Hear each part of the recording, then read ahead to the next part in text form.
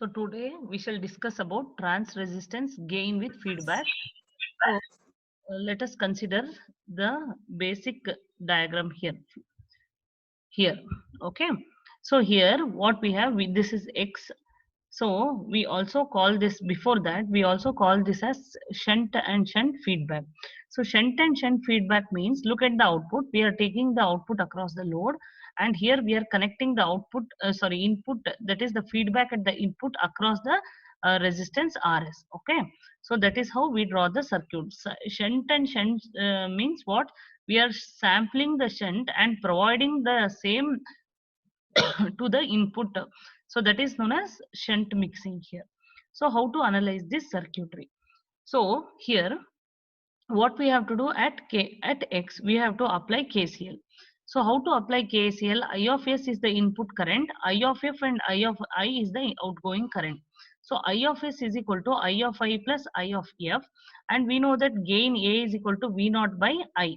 So I of I is equal to I of F is beta into V naught. So I of I we can be written as V naught by A is equal to beta into V naught. Take that V naught outside, 1 by A plus beta. So V naught is equal to 1 plus A beta by A. So what is, how do we define gain? V naught by Is is equal to A divided by 1 plus A beta. So what happens? Therefore, the gain decreases by a factor of 1 plus A beta. So that is what we conclude with negative feedback. The gain AF decreases by a factor of 1 plus A beta. So I have repeatedly telling you, any type of connections, that is shunt connections or shunt series shunt, any type of connection, you have to draw the block diagram, then you have to derive the expression for gain, then you have to derive the expression for input impedance, and then you have to derive it for output impedance or resistance. Okay, so now how to find the input resistance with feedback? So Ri of F is given by Vi by I of S. Vi is nothing but I of I into Ri by I of S. So what we can do, here I will write this as Ri into I of I by I of S. So I of I by I of S is into Ri is nothing but your Ri of F. So, but what is I of S? I of S, as you know, by applying KVL at point X, we have I of S is equal to I of I and plus I of F.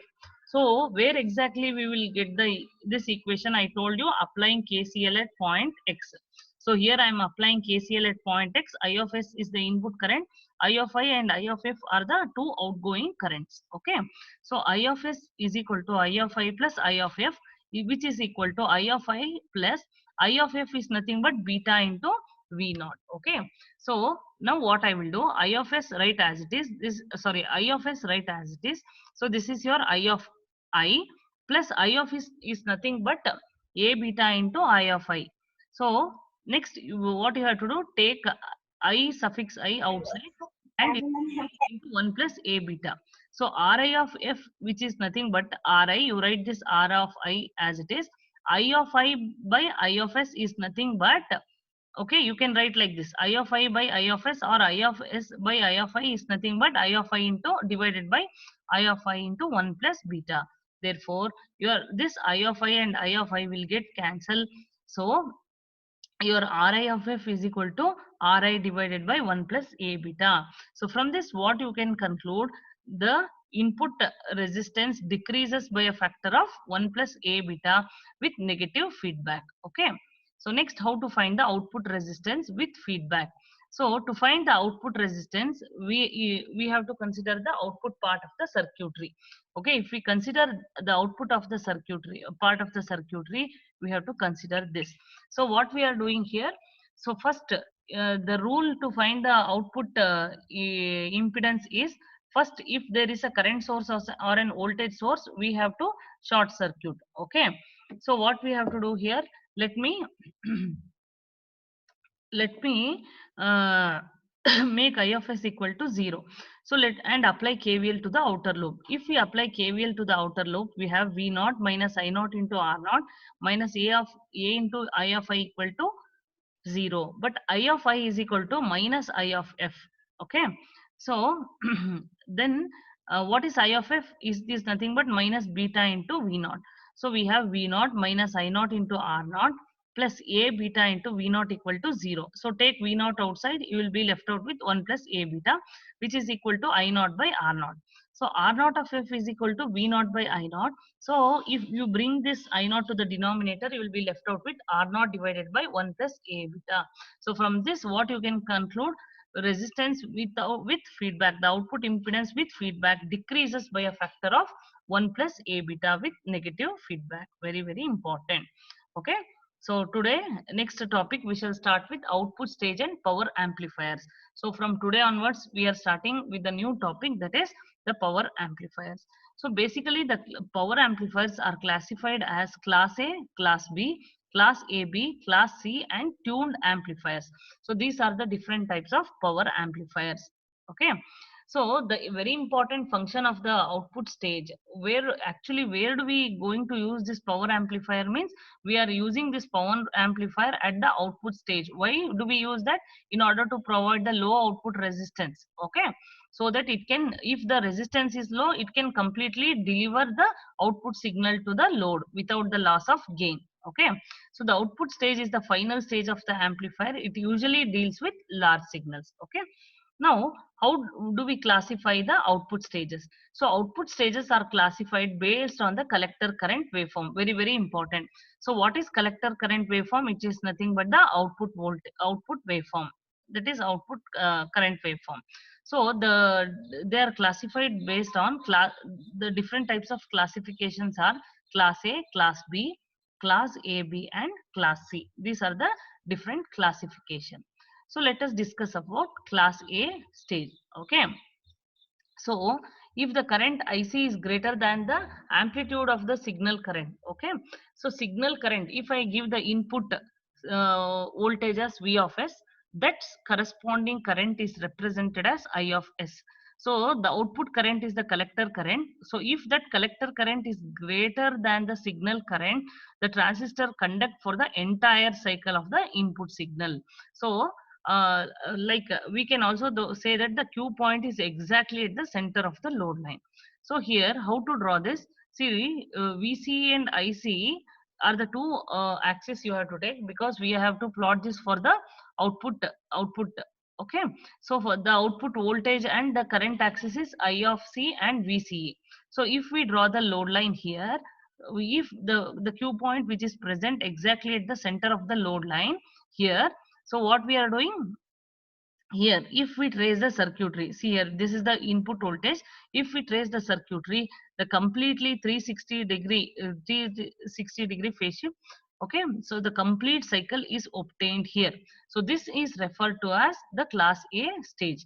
Okay, next let me consider the class B stage.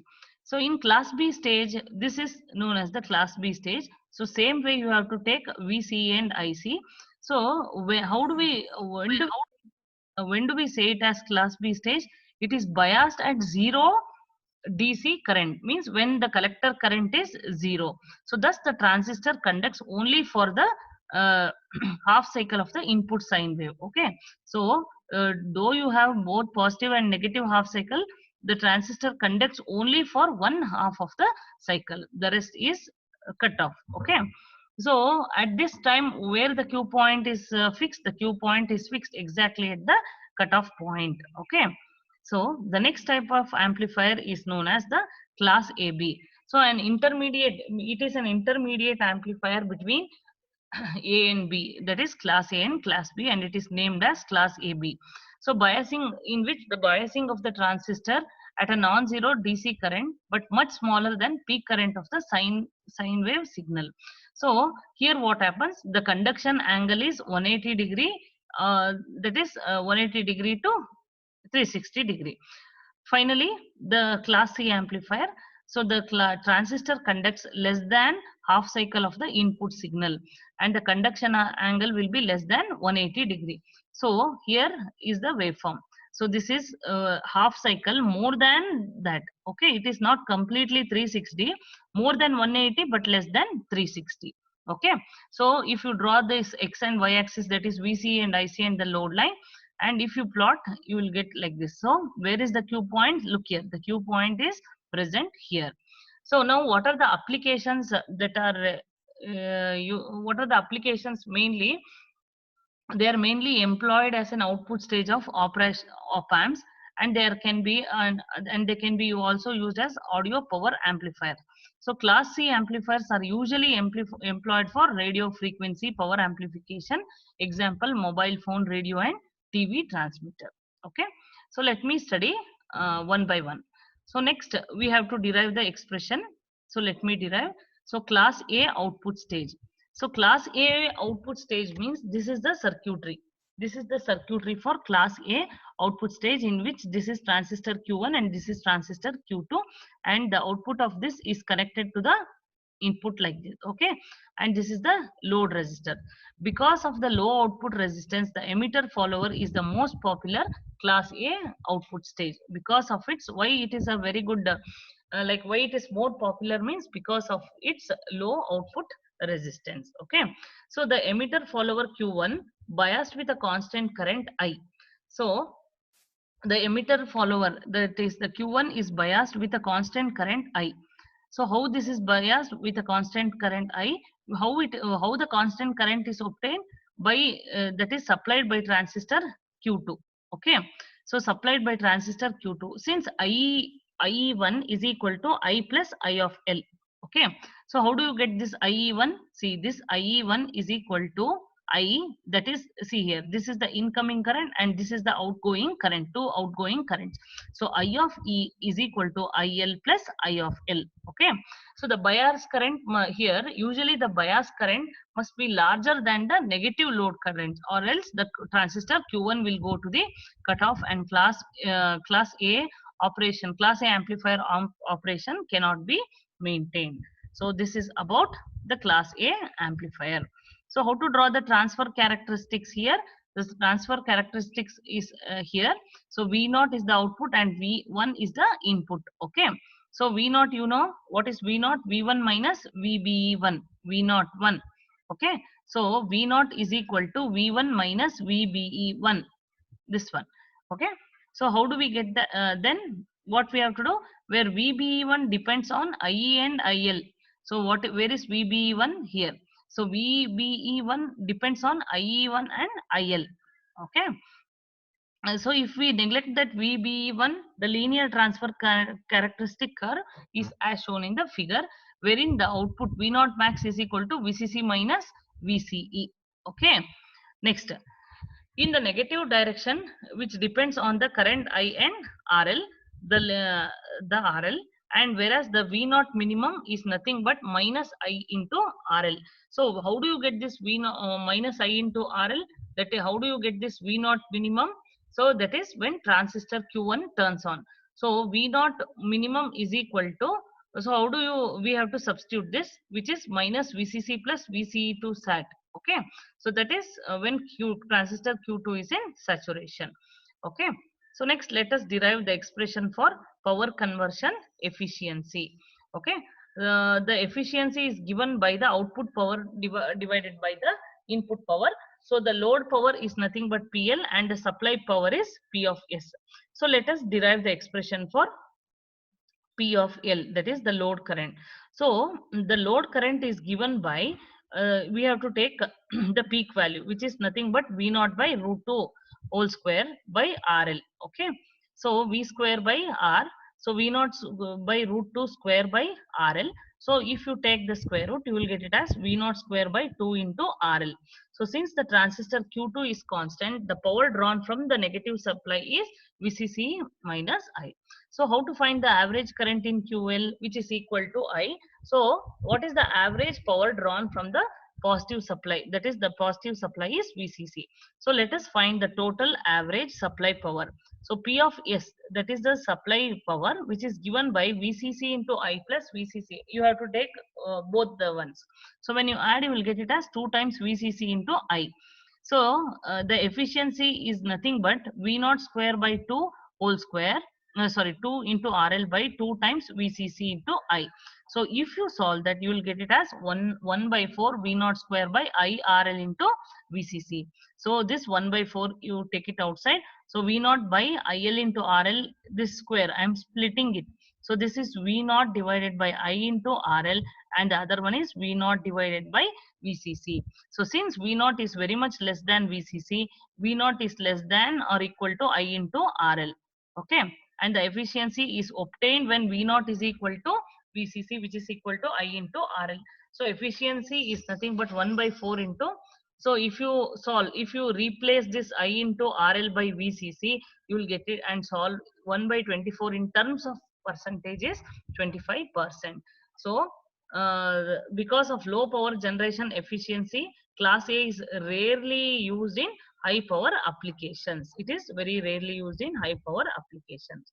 So let me solve one numerical. For a class A output stage, given VCC equal to 15 volts, VCE sat equal to 0.2 volts, VB equal to 0.7 volts, and beta is very high, find the value of R that will establish a bias current sufficiently large to allow the largest possible output signal swing for RL equal to 1 kilo ohm. Determine the resulting output signal swing and the minimum and maximum emitter current. See, these are the parameters you have to find. So what are the given values? The given values are VCC equal to 15 volts, VCE sat is equal to 0.2 into V1, VBE equal to 0.7, and RL equal to 1K. So what is R? R is nothing but VCC by I. But I is very much greater than minus VCC plus VCE2 sat by RL. So if we substitute 1 minus 15 plus 0.21, that is the given value. You can see it here. Okay, 0.2 divided by 1K. If you solve, you will obtain it as 0.014 amps. Okay. So if we take that I is equal to 0.014 amp, what is the value of R? VCC by I. So take VCC equal to 15 divided by I as 0.0148. If you solve, you will get it as 1 kilo ohm.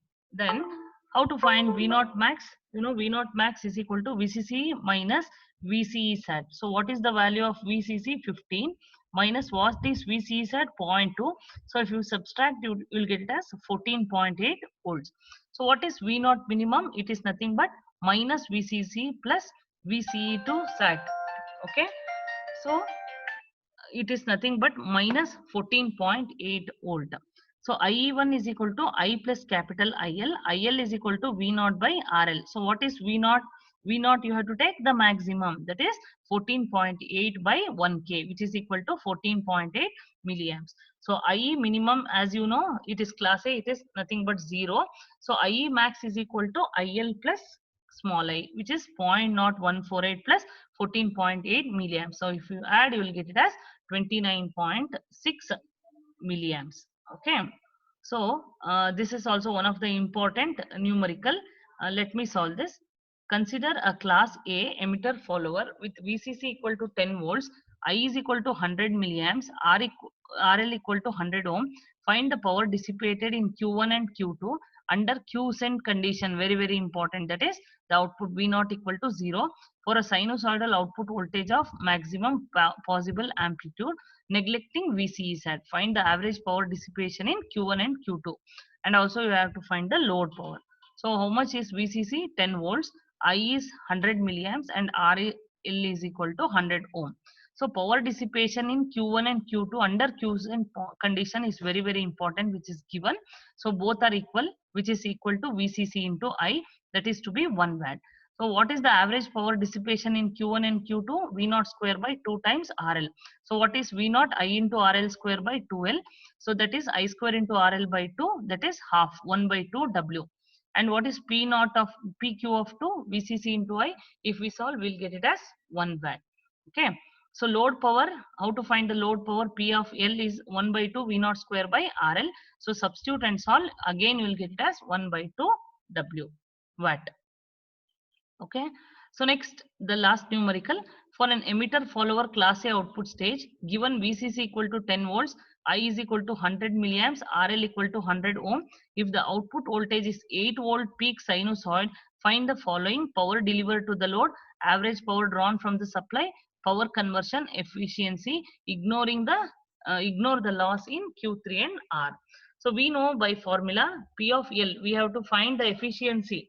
So P of L is nothing but 1 by 2 V naught square by RL. So when you substitute it, you will get it as 0.32 watt.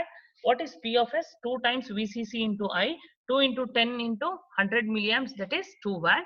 And what, how to find the efficiency? 1 by 4 V naught square by I into RL into VCC. So if you substitute, you will get the efficiency as 16%. Okay. So next, last we have left out with the transformer coupled and the other one, other type of power amplifier. So we will continue it tomorrow. Okay. So before that, let me give an introduction to this. So transformer coupled power amplifier means class A output stage is a transformer with less power amplifier. Such amplifiers are known as RC coupled power amplifiers with the efficiency is very poor. So the efficiency of such power amplifier is very less, that is 25%. Okay, means the drawback of this class A, that is the previous power amplifier, is 25%. It is not transformer coupled. This efficiency is purely the previous power amplifier, that is class A. And in order to overcome this drawback, that is in order to improve the efficiency, we go for transformer coupled class A power amplifier. Okay. So in this case, what happens? A transformer is used to couple the AC power to the load. Means between the load and the output, we have to couple by means of a transformer by adjusting the turns ratio, that is by adjusting the primary to the secondary winding. Okay. So one can match the source and load impedance more efficient as compared to the RC coupled power amplifiers.